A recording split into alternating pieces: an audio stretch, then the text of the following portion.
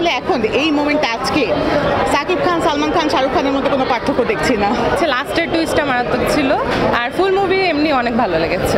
তাণ্ডব বেশ ভালো লাগছে, সাকিব খানের অভিনয় তো খুব ভালো ছিল। আমি ঈদের দিন দেখেছি তাণ্ডব, তারপর দেখেছি উৎসব। আজকে আমি প্রথমে দেখেছি নীলচক্র, এখন দেখতে যাব ইনসাফ।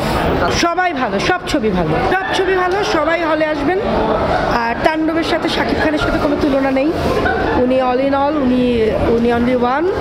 বাট প্রত্যেকটা ছবি ভালো। না না, গল্প কেন বলবো? গল্প দেখতে তো দর্শক হলে যাবে, আমি তো গল্প কোনো রিভিল করবো না। আমি তো বলেই দিয়েছি আমি সব ছবি দেখতে হলে এসেছি টিকিট কেটে। সবাই আসুক, হলে এসে ছবি দেখুন। টেকনিক্যাল অনেক রিচ, এখন গল্প অনেক ভালো হচ্ছে, সবাই অনেক কষ্ট করে কাজ করছে। প্রডিউসাররা টাকা লগ্নি করে কষ্ট করে, পরিচালকরা কষ্ট করে বানান, অভিনয় শিল্পীরা কষ্ট করে অভিনয় করেন। তো সবাই শিল্পী, সবার জন্যই আমাদের এই সিনেমা। আমি বলবো সবাই হলে এসে ছবি দেখেন, তাহলে আমাদের বাংলাদেশের চলচ্চিত্র অনেক এগিয়ে যাবে। আমার অনেককেই ভালো লাগে, এখন এই বিষয়ে না। তাণ্ডবটা আসলে ফার্স্ট চয়েস, প্রথমে তাণ্ডব দেখবো, আপু যদি সময় করে উঠতে পারি তাহলে দেখবো, বাট তাণ্ডব দেখতেই হবে। বাচ্চাদেরও শখ, আর আমরা মিস করতে চাই না সাকিব খানের মুভি। তাণ্ডব তো আগে দেখে নিই, এটা মিস করবো না।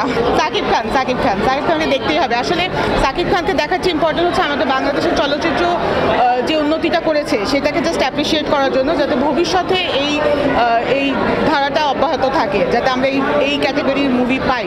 আমরা আসলে খুব ডিপেন্ডেন্ট। আমি কালকেই আমার হাজব্যান্ডকে বলছিলাম যে হলিউড না বলিউডের উপরেই চলে যায়। আমরা আসলে খুবই খুশি সাকিব খান এবং রায়হান রাফি এই মুভিগুলো নিয়ে আমরা আসলে খুবই আশাবাদী। আর আমি আসলে এখন এই মোমেন্টে আজকে সাকিব খান, সালমান খান, শাহরুখ খানের মধ্যে কোনো পার্থক্য দেখছি না। তাণ্ডব সাকিব খানকে খুব ভালো লাগে, এই জন্য বাকিগুলোও দেখবো আস্তে আস্তে, বাট সাকিব খান দিয়ে স্টার্ট করছি। লাস্টের টুইস্টটা মারাত্মক ছিল, আর ফুল মুভি এমনি অনেক ভালো লেগেছে।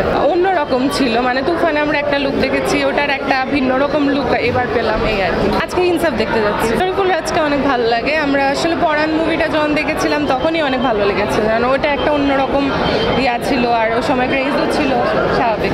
না, দুইটার মধ্যে পার্থক্য আছে। যেমন মাঝখানে তো মুভি দেখার মতো পরিবেশ ছিল না, কাহিনীও ভালো ছিল না ওরকম। মানে এখন হলো গিয়ে পরিবেশ তৈরি হচ্ছে মুভি দেখার মতো, মানে ফ্যামিলি নিয়ে দেখার মতো।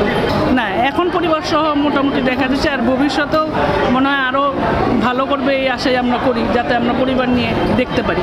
তাণ্ডব বেশ ভালো লাগছে, সাকিব খানের অভিনয় তো খুব ভালো ছিল।